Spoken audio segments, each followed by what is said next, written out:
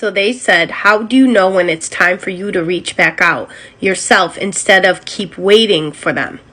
So a few things. One, you are not waiting for anything. You need to live in your mind as if you have what you want right now. If you continue to wait for something or someone, then you will experience waiting in your reality because your subconscious mind will believe that you do not have what you want right now.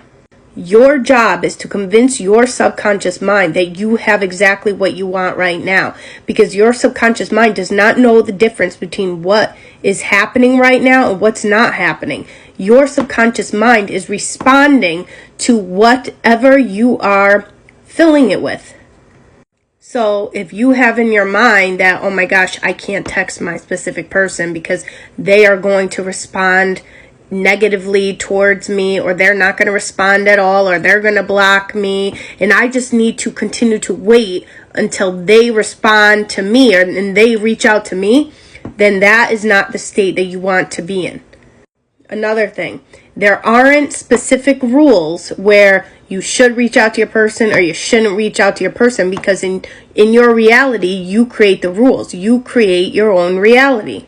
However, if you haven't been working on your self-concept and you still have these limiting beliefs within yourself where, oh my gosh, I don't feel good enough within myself, I don't feel chosen, and then you also have this story going on with your person where you know that if you were to text them right now that they are going to be rude to you, then I highly suggest that you do not text them.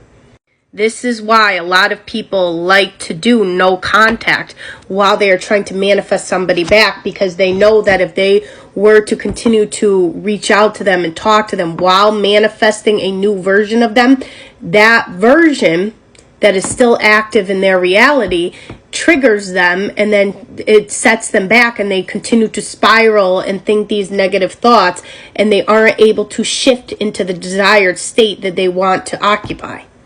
So remember, you are not waiting for anything. You are living in your mind as if you have what you want right now.